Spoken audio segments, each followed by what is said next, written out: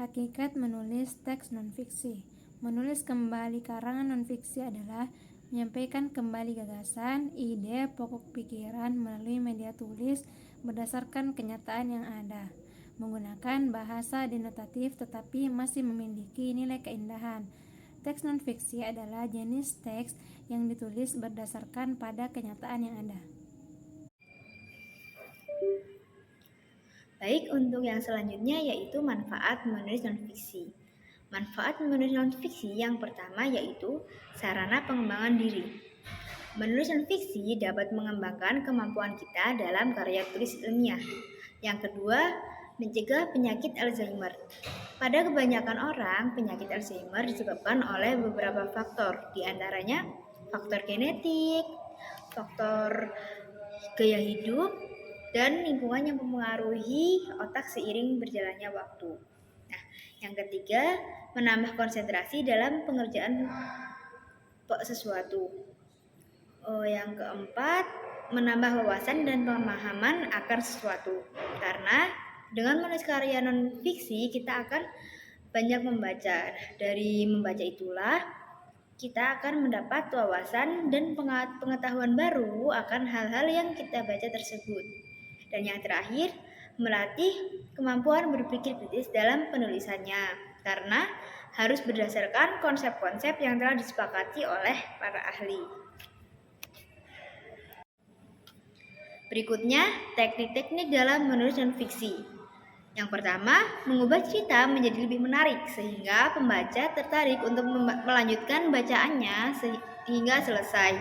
Dengan catatan tidak berubah fakta yang terjadi. Yang kedua, melibatkan pembaca dalam karya non-fiksi. Hal tersebut dapat dilakukan dengan membuat karya tulis yang komunikatif dengan pembaca. Yang ketiga, bersikap deskriptif. Yang keempat, tidak mencantumkan jargon dalam karya tulis ilmiah atau non-fiksi, karena dikhawatirkan akan terjadi miskomunikasi antara maksud penulis dengan pemahaman pembaca, sehingga mencantumkan jargon dalam karya tulis ilmiah atau karya non-fiksi sebaiknya dihindari. Yang terakhir yaitu pengulangan yang sederhana dan efektif, sehingga pembaca lebih mudah untuk mengerti dan memahami maksud dari tulisan penulis. Hakikat resensi.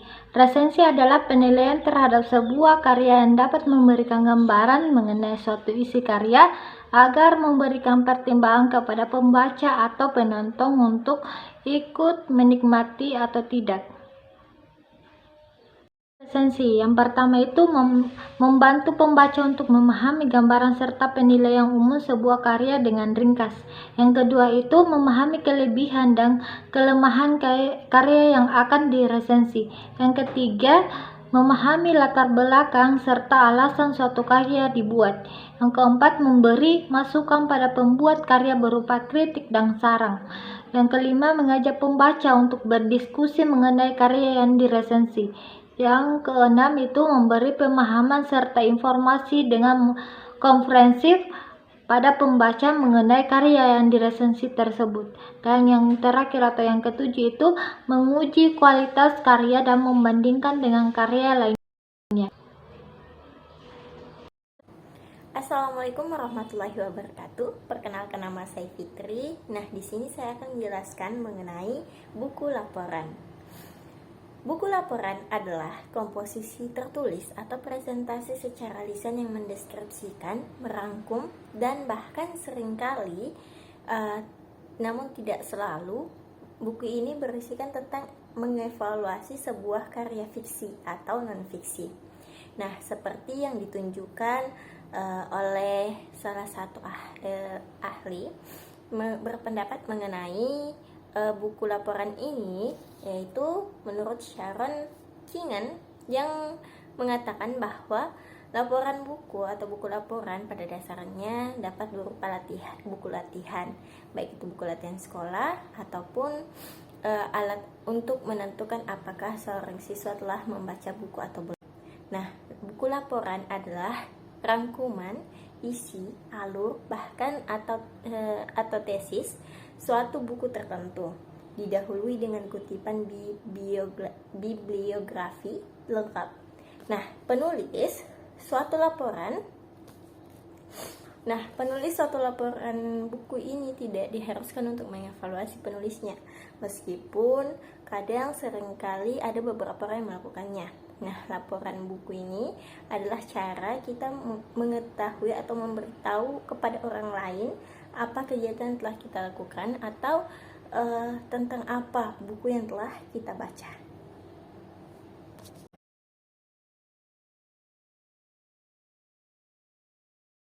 Baik teman-teman, di sini kita membahas lagi manfaat buku laporan. Yang pertama adalah mengkomunikasikan informasi. Buku laporan berfungsi sebagai sarana untuk mengkomunikasikan informasi yang telah dikumpulkan, dianalisis, dan disajikan secara terstruktur. Hal ini memungkinkan penulis menyampaikan temuan dan kesimpulan kepada pembaca dengan jelas dan sistematis. Yang kedua adalah mendokumentasikan penelitian atau kegiatan buku laporan. Mencatat secara rinci hasil dari suatu penelitian, proyek, atau kegiatan tertentu. Dokumentasi ini penting untuk menjaga catatan dan arsip yang dapat digunakan sebagai referensi di masa depan. Yang ketiga adalah memperkuat bukti dan argumentasi. Laporan yang disusun dengan baik dapat memberikan bukti yang kuat dan argumentasi yang mendukung suatu pernyataan atau keputusan. Hal ini membantu dalam proses pengambilan keputusan yang berbasis bukti dan data. Yang keempat adalah mendorong transparansi dan akuntabilitas. Buku laporan yang transparan dan akurat dapat memperkuat prinsip akuntabilitas dan transparansi. Pihak terkait dapat melihat dengan jelas informasi yang disajikan dan mengevaluasi kinerja atau hasil yang dicapai. Yang kelima adalah sebagai acuan dan sumber pengetahuan. Buku laporan dapat menjadi acuan dan sumber pengetahuan berharga bagi pembaca yang tertarik dengan topik yang dibahas. Nah, informasi yang disajikan dalam laporan dapat digunakan sebagai dasar untuk penelitian lebih lanjut atau pengambilan keputusan. Yang keenam adalah mendorong perbaikan dan pengembangan. Laporan yang mencatat hasil dari evaluasi suatu kegiatan atau proyek dapat menjadi dasar atau perbaikan dan pengembangan di masa depan. Rekomendasi yang disertakan dalam laporan dapat menjadi panduan untuk langkah-langkah perbaikan yang diperlukan. Baik, sekian dari saya.